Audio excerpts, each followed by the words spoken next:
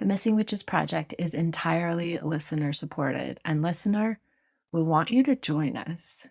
Do you want to be part of a community that helps make public research into marginalized ideas? Do you want to join in interviews with all these magical people and meet other anti-racist, trans-inclusive, neuroqueer, feminist practitioners of different kinds from all over the world in our monthly circles? Or are you maybe just down to send a little money magic towards these stories and ideas and the causes we support? Anyway, either way, check out missingwitches.com to learn more about us. And please know, we've been missing you. And one last thing before we start. The stories we tell require a general content warning. It's just a fact of this terrain of interrogating what is missing. We promise to hold those moments with care. You aren't being a proper woman, therefore you must be a witch. You must be a witch. This episode is about Octavia E. Butler, prophet, world builder, door opener, progenitor of the magic that is Afrofuturism, novelist, writer of books that make portals, what Adrienne Marie Brown calls visionary fiction, writing that visions the future, that opens it with new possibility, or that offers a terrifying warning, and so pushes the mind to face dark truths and oppose the vision of the possible they present. Resist horror futures in the present by having them in our sights. Someone who thought through the way witch hunts happen, and what makes someone different enough to be powerful or a target. In Wild Seed, her shape-shifting ancient narrator learned quickly that it was not good to be too different. Great differences caused envy, suspicion, fear, charges of witchcraft. She told us about these times, our times, decades ago, literally in her 1990s Earthseed novels, a president of the United States, under the Make America Great Again banner, in the name of Christianity, uses language from the witch hunts to call forth a rabid fear in his followers. Fear rooted in the deep iniquity and plagues and planet sickness and power distortions of their world. Fear that the leader turns toward scapegoats, vulnerable people, and the Bible-thumping president keeps himself arm's length from the gangs that form in his name. And a spark once lit rages. Earthseed is both the name of the series and it's the name of the philosophy that diverges from Christianity in that world. It's a religion of noticing, channeled and created by a young Black girl. Earthseed says, when apparent stability disintegrates, as it must, God is change. People tend to give in to fear and depression, to need and greed. When no influence is strong enough to unify people, they divide. They struggle, one against one, group against group, for survival, position, power. Gangs with machine guns take kids from their parents, and high on their power and righteousness, they rape and brutalize and bully people. In an interview, Octavia said, "You have to think about what kind of world you want to live in, and I don't think there's a person alive who would want to live in the world that I've written about. But we can arrange it. The problems that I write about are problems that we can do something about. That's why I write about them." Earthseed takes place in the 2020s, and as I read it, this fictional world and real moment collide. Gangs with automatic assault rifles show up to intimidate people playing bingo. People dressed up joyfully reading books to kids. They attack people who are queer, who are Unitarian, who are Black, who believe they are seeds, who bury their dead with the trees and visit them there. Earthseed says, create no images of God except the images that God has provided. They are everywhere. In everything. God is change. God is change.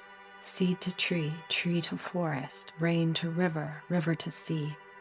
Grubs to bees, bees to swarm. From one, many, from many, one. Forever uniting, growing, dissolving, forever changing. The universe is God's self-portrait. Octavia is a prophet in these books. predicting the worst of the world we live in. And she is channeling a prophet's voice and vision in the character of Olamina, the scribe and narrator and changemaker of Earthseed. Octavia inhabits these very different women's voices and worlds, Anyanwu in Wild Seed and Lilith in Lilith's Brood, but always remains a mother of ideas and stories and a fearsome protector of children and a visionary witch. Witch as in one who sees cause and effect quickly and at a distance, maybe, to paraphrase artists from Medios Varo. Across her novels, these Black women narrators are watching the things they foretold come to pass and noticing how the right words change the outcomes. She believed in and demonstrated the truth that any of what she called a positive obsession, including writing, can shape change. From childhood, Octavia took the bus almost every day to write in the Los Angeles public libraries. And surrounded by those book portals, she was sustained in her belief in her own power. And so she called forth new worlds there in her journal, in the library.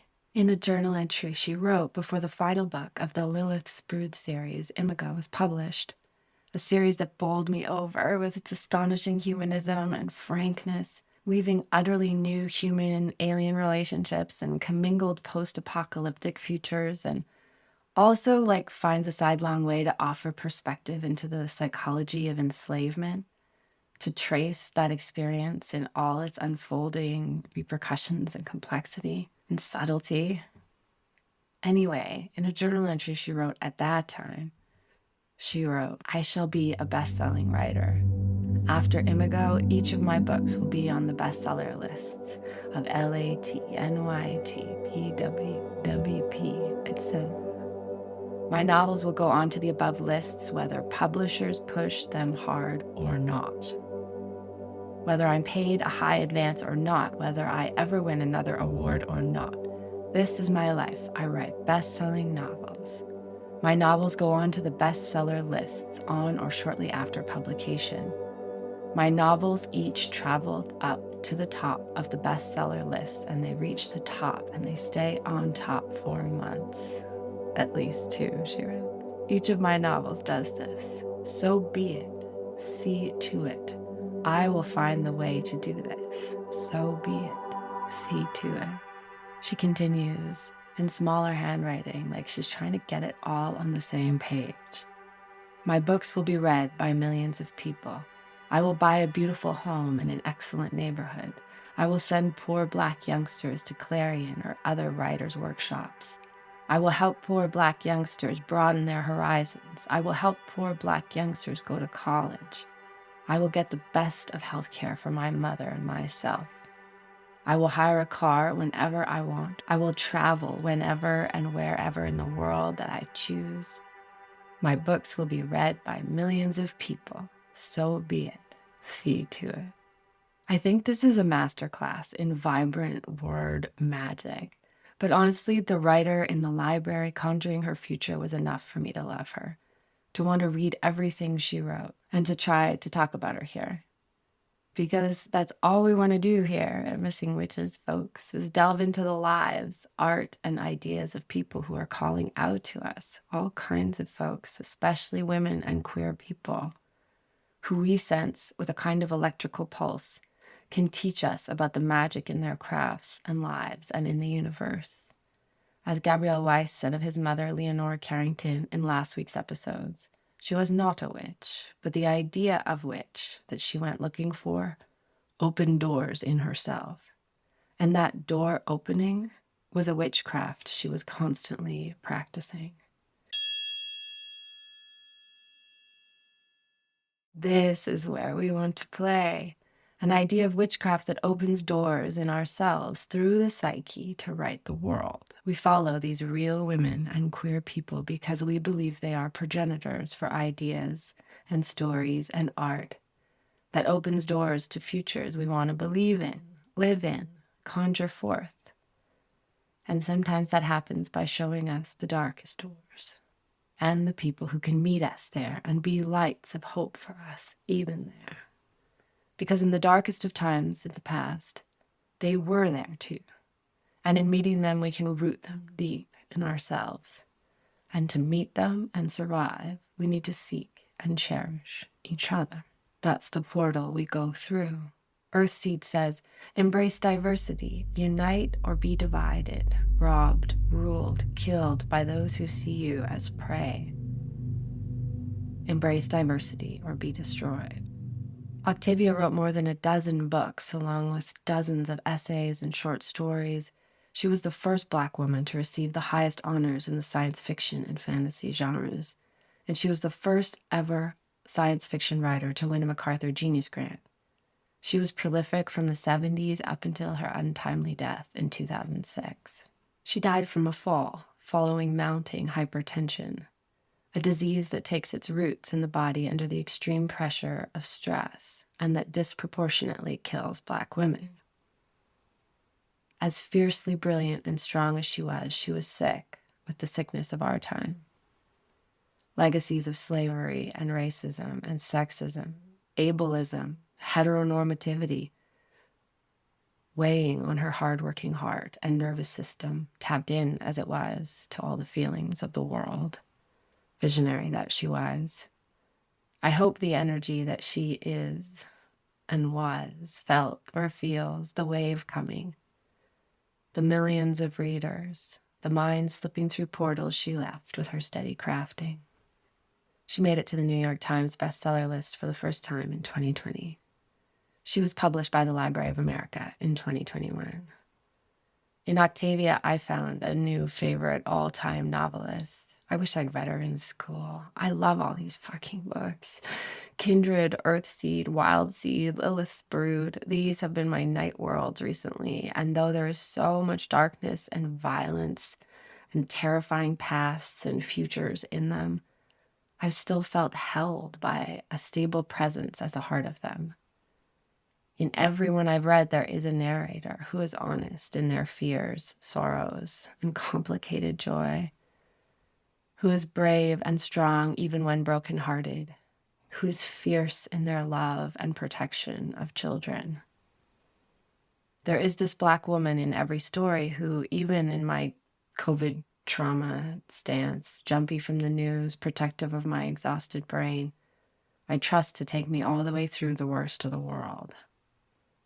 Sometimes these narrators feel like Octavia herself, like Olamina in Earthseed, tall, plain, channeling a positive obsession with telling the truths she sees. Prophetic. But other times I feel this meta-narrator, this person whose spirit guides these books and holds us in their love and honesty, is Octavia's mother. Emma Rothberg wrote,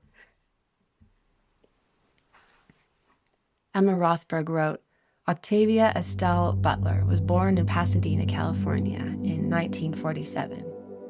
She grew up poor, very poor, in a city that, while not segregated legally, was segregated in fact. Her father, who worked as a shoe shiner, died when she was 7, and Butler was raised by her mother, who worked as a maid, and her grandmother. Butler remembered accompanying her mother to work at wealthy homes in Pasadena and having to enter through the back door. Her mother, who only had 3 years of formal schooling, worked incredibly hard to make sure Butler had more opportunities and a better education than she had. Parenting, in its countless variations, is concrete, world-changing magic. Daily, hourly, we create and negotiate the world for and with these young stars, all brilliance and funny ideas and tenderness and total chaos. Distant parent figures might be a source of human narratives and complexes about distant sky gods. But parents who gave everything of themselves, transmuted all their own pain, not only to provide but to cherish and educate, they make the future better for all the threads and connections in the web of life that spool outward from that child, which is to say, for all of life. Everywhere, they are among the gods of world-making change. Octavia writes about parenting in a way that shows she knew this in her bones. This unpaid labor that is invisible to so many, maybe because it's so close to us, is a site of epic transformational power. Tiny gestures here raise the world. Rothberg again. Butler attended Pasadena public schools where, as a shy and frequently lonely student who struggled with dyslexia, she felt left behind. Her teachers interpreted her slower reading as an unwillingness to do the work, rather than a sign of her struggles with dyslexia. When she was given books to read in school, she found them boring and unrelatable, and she begged her mother for a library card. She recalled her mother looked surprised and happy. She immediately took me to the library and got me a card. From then on, the library was my second home. Butler graduated from Pasadena City College with an associate's degree in 1968 and continued taking classes. At California State and at UCLA, she took writing classes, but she also studied anthropology, physics, psychology, geology, among other subjects. She loved learning and recalled, "You're always realizing there's so much out there that you don't know." Octavia's mother got her a library card and believed in her power to find and then create better stories than the ones she'd been given. Octavia once wrote, "I taste books, taste knowledge, and for that matter, taste life experiences as some people taste wine or food." And maybe she means that, like Anyanwu in Wild Seed, that she tastes books like Anyanwu tastes other animals or medicines or people even, and then can see how they work and transform a part of herself with that new knowledge. Or maybe she had synesthesia and she literally tasted new flavors as she read. Anyway, across her novels, Octavia considers how we taste knowledge, cross our senses over, pour into other lives and fears and feelings.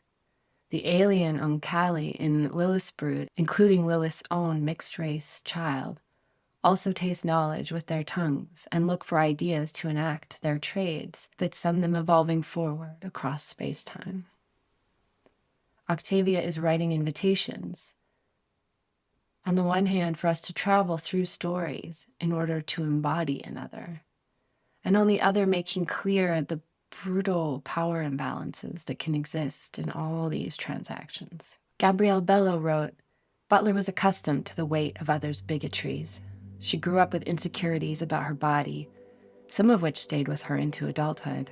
Her body was large. She was 6 feet tall by the time she was a teen, and her voice was deeper than that of the girls around her, its gentle rumbling tone and pitch varying from androgynous to masculine, and students teased her mercilessly. Some of them called her a boy, others a lesbian. Butler did not identify as gay, as she told Larry McCaffery and Jim McMenamin in 1998. But she ruminated about her sexuality and sense of gender, at times musing that she might indeed be what others called her, and even twice going to a gay and lesbian services center to talk about such things, at which point I realized, nope, this ain't it. I'm a hermit." I like this. I identify as hermit sometimes. Like Hannah Gadsby, I identify as tired. Octavia never, in her private papers or correspondence or anywhere else, expressed that she was lesbian, despite that title being applied to her in major publications after her sudden death at age 58. Dr. Sammy Schalk wrote, "People read Butler as lesbian, queer, because she was tall, dark-skinned, deep-voiced woman who valued her writing more than romantic relationships. I appreciate that folks want to claim her. We love her. Hell, if I could find a way to claim she was my distant cousin, I would. But when we call Butler a lesbian, we erase her identity as a masculine of center Black woman. We collapse gender expression and sexuality. We allow the absence of public relationships with men to signal lesbianism rather than asexuality or another term that wasn't available to her. Octavia exceeds simple categories. If we tell the truth about her, we are required to trace outside margins, to expand, to gather, and include." Gabrielle Bello continues, "When I first heard Butler speak, I was surprised for a moment by her androgynous voice, then fell in love with that bashful, articulate figure. How we naturally sound should not matter, but it always cruelly does. As a trans girl, I still know, what it felt like to be nervous every time I opened my mouth to speak, lest the sound not match my appearance, as hormone therapy does not affect our voices after puberty. Knew what it was like to practice before making every phone call after coming out as trans, to record myself each day to see if I sounded passable, to prepare to be told, "Sorry, sir, may I speak to Gabrielle?" To be asked to prove my gender in a hospital in Tallahassee, to be afraid each time I opened my mouth in public that someone would frown or flee or flip out. The clip of Butler I'd seen was from 2002, nearly 2 decades past, yet I felt I was right there with her for a moment, admiring her and hearing the midnight music all at once. Octavia said, "I'm Black, I'm solitary, I've always been an outsider." Maybe these days she'd embrace the idea of neuroqueer. As a dyslexic Black woman, I can imagine the generative possibilities of that space, as defined by Nick Walker, Athena Lynn Michaels-Dillon, and Remy Yergo, might be appealing to a world builder like herself. Or maybe not, but this part of their definition of what it means to neuroqueer sounds like it has space to embrace Octavia's writing. To neuroqueer, the verb, as in engaging in practices intended to undo and subvert one's own cultural conditioning and one's ingrained habits of neuronormative and heteronormative performance, with the aim of reclaiming one's capacity to give more full expression to one's uniquely weird potentials and inclinations. Octavia's characters and questions, their family shapes and philosophies, subvert cultural conditioning and give expression to uniquely weird potentials. Octavia was a door opener, not just with her stories, but with the steady bravery of her life.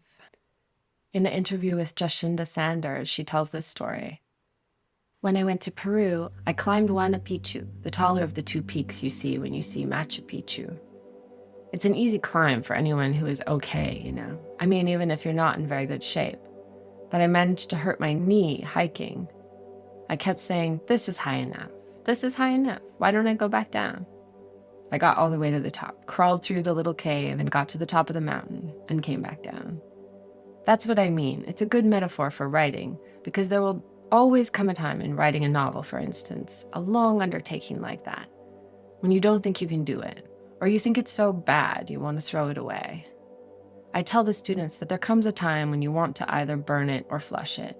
But if you keep going, that's what makes you a writer, instead of an "I wish I was a writer." Octavia says, "Keep going, listener.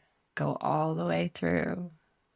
When she started writing, she'd get up at 2 a.m. every morning to write, and then went to work in a series of odd jobs, including potato chip inspector, dishwasher, telemarketer. She was writing and submitting short stories and getting rejections when she decided to write a novel instead. And this was Pattern Master, purchased by Doubleday and published in 1976. Pattern Master became the first in the Patternist trilogy, which is actually the last in the timeline of the world of the Patternist stories.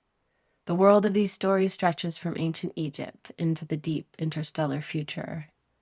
These books think about minds and abilities that are outside the norm, that diverge.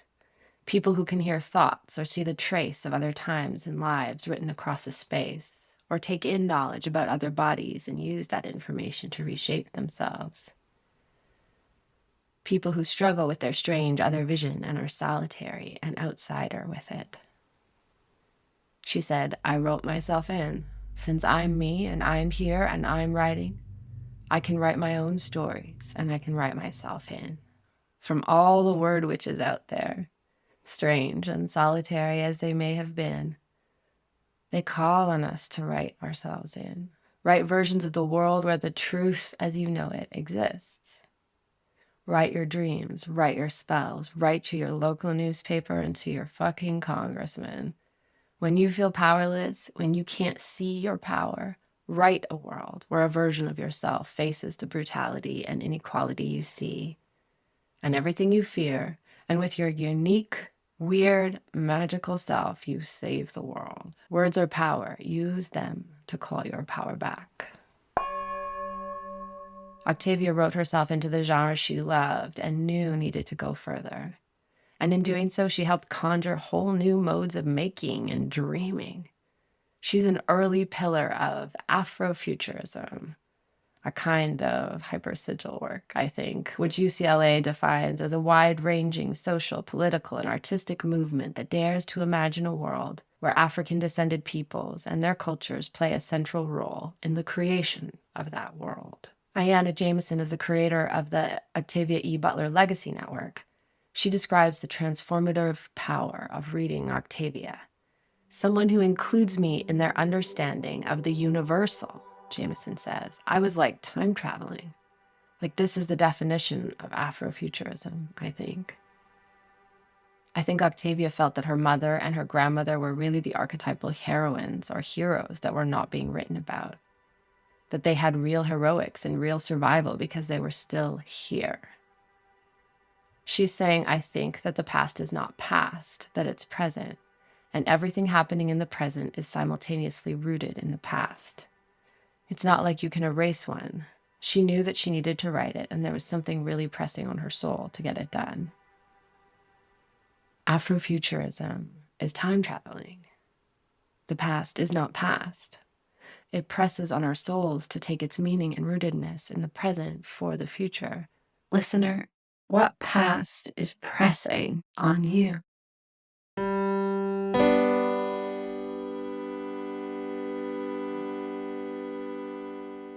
The cornerstone of Earthseed is, all that you touch, you change. All that you change changes you. The only lasting truth is change. God is change. She believes in shaping change, understanding that you are change too, adapting and crafting with the change potential in the world. Adrienne Marie Brown says, I found myself over the years returning to this quote over and over. It helps me so much when change comes and it's unexpected, and especially when change comes and it's undesired. Adrienne Marie is a Butler scholar who co-hosts a podcast called Octavia's Parables, which we talked about a bit last episode. And she co-edited this book of stories called Octavia's Brood, helping to nurture the seedlings in Octavia's work by asking activists to write visionary fiction in Octavia's honor, making the relay, as Haraway puts it, between activism and imagination work, because both can feel disheartened without the other. But together, activism and a visionary poetics can offer revelatory joy, a sense of power, as we'll see in our next episode. This is one of the real faces of alchemy, of magic, of powerful fucking witchcraft. Octavia channeled with an urgency both in the dark possibilities of things she saw coming, and of the other things she saw too, our way through. Ayanna Jameson says, there are always these little kernels of hope in her writing. Always this open-ended possibility that even if things look bleak right where we're standing, it's not magically all going to get better, but we're still going to be together. And we can still choose our family, our loved ones. We can still choose to do things that will add to our collective survival instead of just whatever is supposed to be our individual bounty, the things we've acquired and the things we have amassed. That there is another way to be in this world. There is another way to be, and we can choose it. It doesn't just happen magically, but that choice, every time we make it, is magic. Magic in the way it resounds. Choosing collective survival, collective care is the subtle craft that weaves the past to the future. Earthseed says, embrace diversity, unite or be divided, robbed, ruled, killed by those who see you as prey. Embrace diversity or be destroyed. Embrace diversity or be destroyed. Embrace diversity or be destroyed.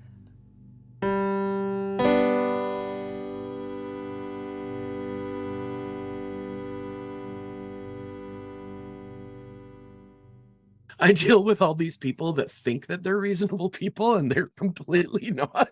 So I like to do these little check-ins, like, am I a reasonable person? Do I create my own narrative of reality?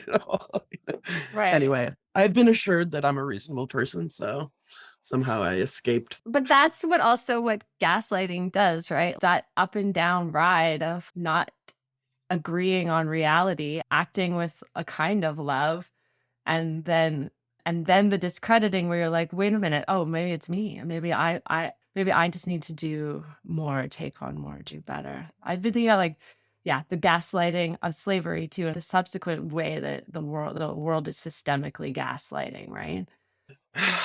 Yes, constantly. That's my segue into Octavia Butler, I guess, because that's part of why she just describes it from these subtle perspectives where you feel the experience very differently. Like it's in the context of an alien human relationship, and she can kind of take you through the rage of being colonized by an alien species and having your choice taken away. She's just giving you these different windows and feelings on the control over the truth somehow. Yes. And I mean that I guess we're podcasting now. I don't know where you're going to cut into this. I don't know either. I maybe we'll have to do an intro, but I just now we're doing it because Yeah. That's what I wanted to say, is that like in this world of fiction that Octavia inhabits, she was like characterized as very shy by all accounts, but obviously not in her writing, like not in her work, like not shy at all, just Not breaking shy. down, not shy at all. But this notion, like whether we're talking about it from a gaslighting perspective or from this like liberatory nature of fiction, is that like creating your own reality.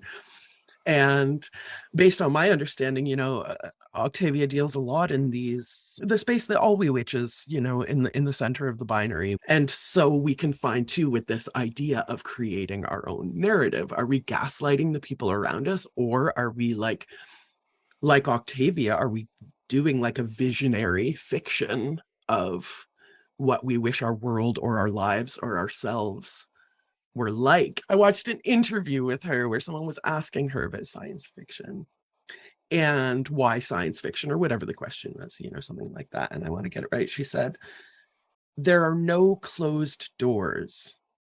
You can go anywhere with it. And I love this notion being applied to, fiction, but also to witchcraft, to our craft, to the cauldron that is our lives, that there are no closed doors and you can go anywhere with it. And that's why a visionary person like her, would go into this quote science fiction, speculative fiction, visionary fiction. Yeah. The stories, I mean, they open doors for what we can do. You think of any story that's impacted you in your life. What resonates with us, I think, is like that too is in the world. Like, Yes. oh shit, this experience that is outside of my universe is also in the universe. And that is just like a shattering of bubbles, and makes this huge wave, I think. And that's part of why I think that making fiction, making art in a visionary sense, in a sense of a visionary poetics, that's so core to Afrofuturism. And that's why everyone felt when the first times you saw images even of Afrofuturism in movies or whatever, that you felt like that wave of like, okay, fuck yes, like let's imagine the world from this entire shift. Like, please, let's root it in Africa, in African stories, in Africa, and creating of the future. What does that look like? Can you please unclench me from this American nightmare of a vision and just center me somewhere else? Like, make a crack in this reality, fucking please, Yeah, because the gaslighting narrative was this notion of savagery, and that was the word that was pushed: savages, like non-humans, even to animals. And with something like Afrofuturism, like it just blows that away. It just blows it away. And we talk about this all the time. Like we learn about African traditions, not because we necessarily want to take them on or claim them, appropriate them, but because everything that we learn dismantles that lie, that gaslighting lie of white supremacy. And I think that like Octavia has taken this to this whole other level. I love her books so much. Like, I love them so much. And I didn't know that I would, because I was afraid of the truths in them, to be totally honest. It's hard to read a story about slavery at any time, you know, or it's hard to read a story about apocalypse or the brutality of these gangs and the just terror of that and how close it brushes with our contemporary reality. But I was really astonished to find that I didn't just keep going because they were great and I knew I wanted to write about her and understand why she had this electric pulse power with people, to understand the ideas in them. But then also I just fucking fell in love with the narrator. And so then to hear that she was writing believing that her mother and her grandmother were archetypal heroes because they were still here, it was like, yes, that's who's carrying me through. Yes, we like all the final girls who made it to the end of the horror movie, right? Like they are the heroes of these stories. One of her characters goes back in time to periods of slavery, and I think that that's like as much as time travel is this, you know, quote unquote science fiction, I think we all live inside of this. Like that's what PTSD is almost, you know, Right. like time traveling back to our traumas. Our bodies return to that moment. Our physicality returns to that moment when we have something like a trauma or PTSD from a trauma. And I think that that's like an amazing way to articulate that, is to have this character actually go back in time to sort of illustrate trauma stays in our bodies, in our DNA, and certainly informs our culture, the society that we live in. Certainly everything that happened before has led to this moment. Oh, and I heard, actually, speaking of, I heard maybe it was Adrienne Marie Ray Brown. Brown, yeah, who said that Octavia wrote her series backwards.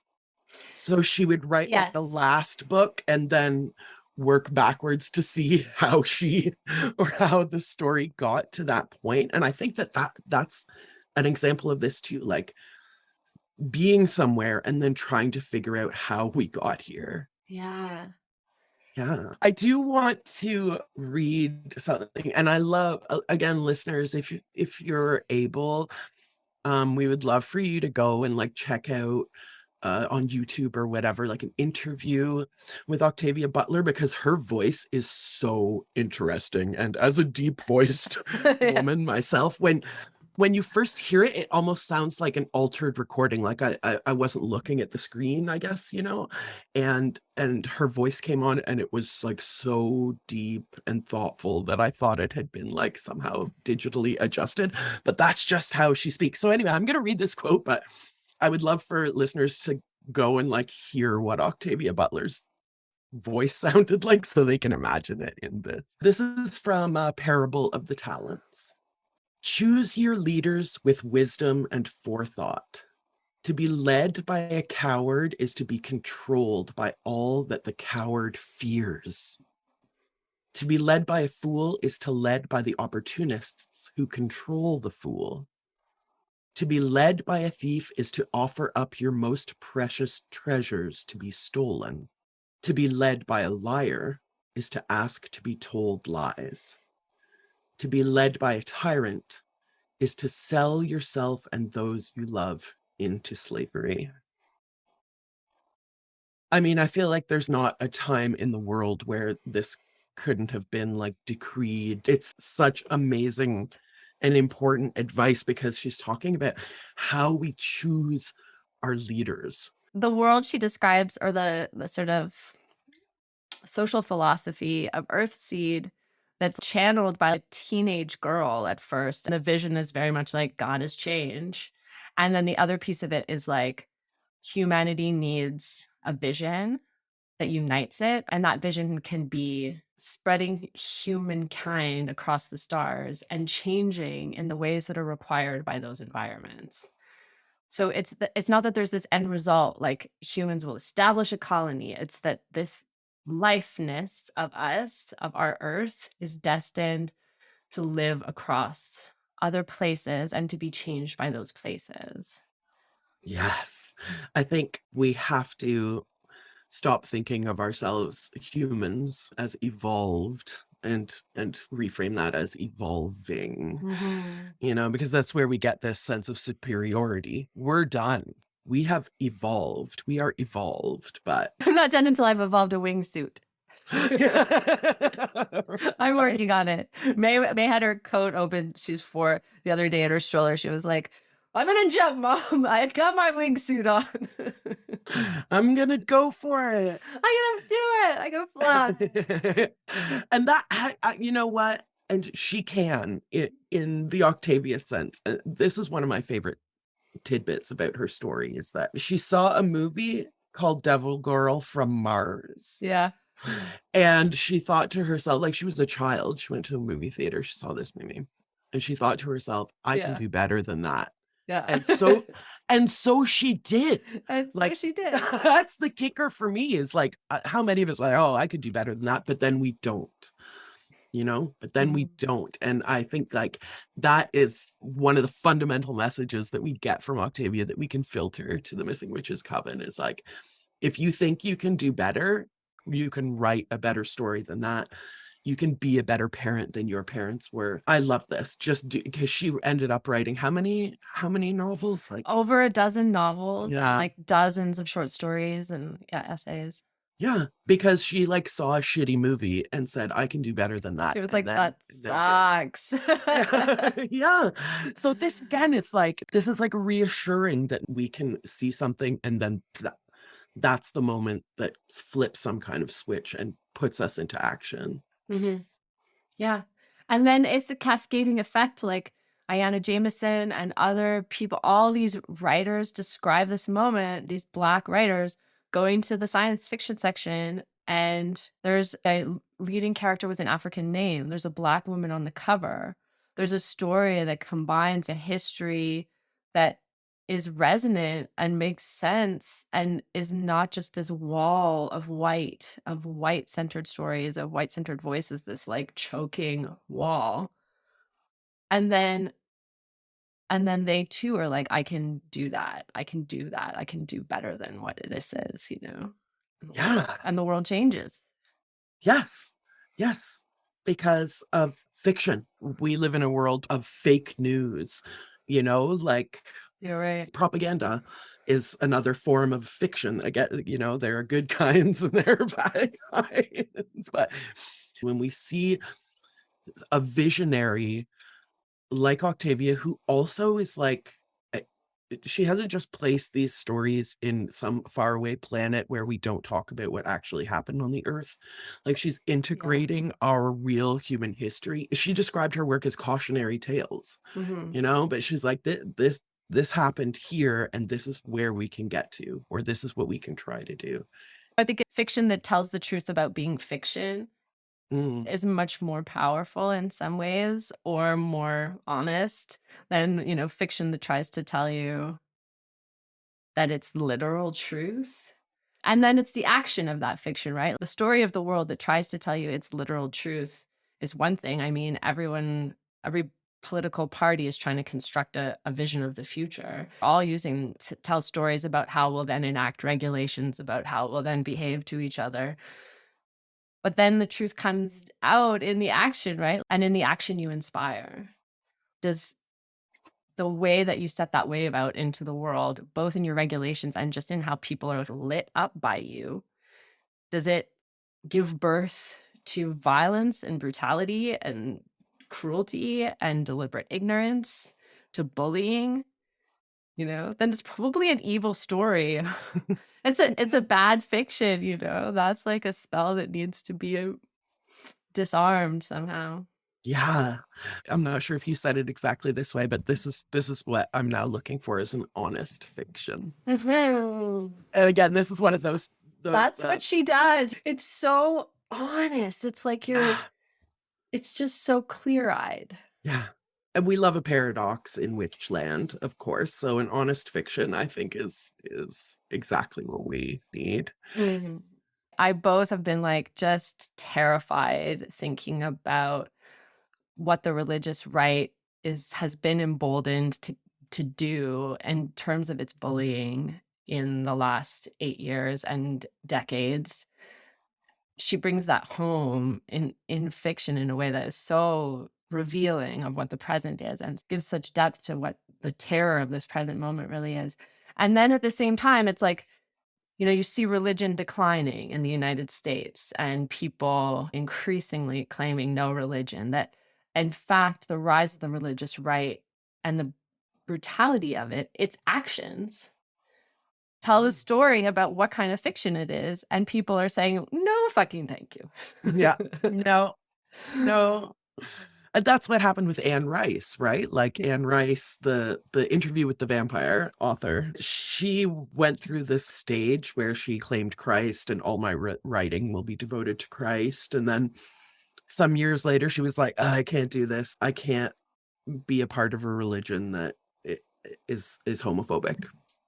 And that was the line for her. She was like, this religion is homophobic and I can't do this anymore, So sometimes it's just like one thing, for me, it was feminism. For me, it was like, I don't understand why there are no women in this. And if they are, they're, side characters or birth givers, no agency. That was the line for me. And for everybody, I think there's going to be a line where it's like, I can't be a part of this anymore, whether it's a religion or a hate group.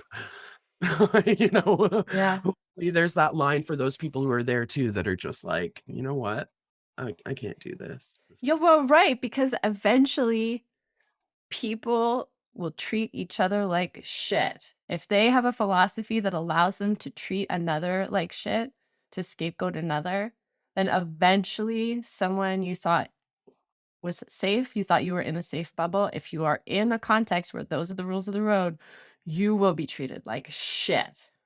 Yeah. You will be broken. You will be hurt. Your rights will be taken away because there is no fundamental protection of rights. Your partner will be raped. Your children will be abused. Your children will be exposed to ideas that you didn't control. They'll be terrified. It comes for us all once that's the rhetoric, because that rhetoric is infinitely multiplying until we stop it with care. Yes. And stopping it with care. Sometimes I see these people and they're like, dressed up in the rebel flag and they're white supremacists and they don't look like happy people who should be an exemplar of what supremacy looks like. And sometimes I just look at these pictures or whatever and I think to myself, like, how sad that the only self-worth you can conjure is when you decide that you as a whole, as a group, are better than another group, whether that's a different religion, a different sexual orientation, a different race. Like, imagine if the only place that you could get your self-worth was from thinking that you're better than somebody else for nothing that you've accomplished, just the nature of your birth. It makes me sad. It makes me think, like, I wish if you loved any part of yourself, you would see that this is sad and ridiculous and you would stop. Yeah, stop being so ridiculous. White supremacists, so dumb. Stop. I mean, I can't, again, we exist in our coven bubble. I can't imagine, honestly, that there are any white supremacists who are even listening to this podcast right now. No. I imagine that they're probably avoiding it. If you're like teetering on the edge of white supremacy, you're probably not like Googling missing witches. Yeah. And then listeners join us in just hearing us all go, fucking stop. This is a fiction that is not visionary. Let's say that. The fiction of white supremacy is not an honest fiction. It is not a visionary fiction. It has no use in the world, but it does have consequences. It has no use, but it certainly has fucking consequences. And again, these are the fictions that sometimes create the world that we live in. And I'm just so glad that we have someone like Octavia who saw something that was not good and said, I can do better, and then did it. People are discovering. I think about Zora Neale Hurston, who again, like, died penniless with some acclaim, but like not as much as she would go on to garner after her death. And this is the real work of visionaries, is to create something that outlives them, you know? Yeah. Kindred, her novel where the Black woman narrator in the present, which is like a present in like the 80s, I want to say, is just snapped back into time, snapped back into this role where she is herself and has to try to keep a white violent slave owner alive because she realizes he is her ancestor. So for her to be born, she's snapped back every time his life is threatened, and she has to choose whether she saves him or not. And then she's stuck there, and it's fucking a nightmare, right? And so you're in this body getting yanked back and forth, and the narrator's incredible and the writer's incredible description and ability to put you there. And that book is now read in schools all across the United States. And I mean, put it on your reading list. If it's not there already, teachers and everyone. But just that, I love to imagine that she could feel that wave coming. All of those readers, all of those minds being put into these bodies to understand the choices that her grandmother and her line, her family had to make to survive under these just like gaslighting, body breaking conditions. If we were to get rid of every bad thing that ever happened to us, we would no longer be who we are. So we have to evolve from that place, knowing that everything that happened led to our existence. Not just the joy, but everything that has ever happened has led to our existence. And we have to contend with that.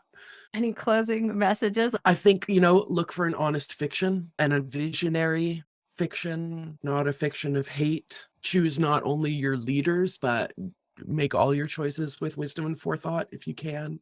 Allow your imagination to exist outside of reality, because that's what a visionary does.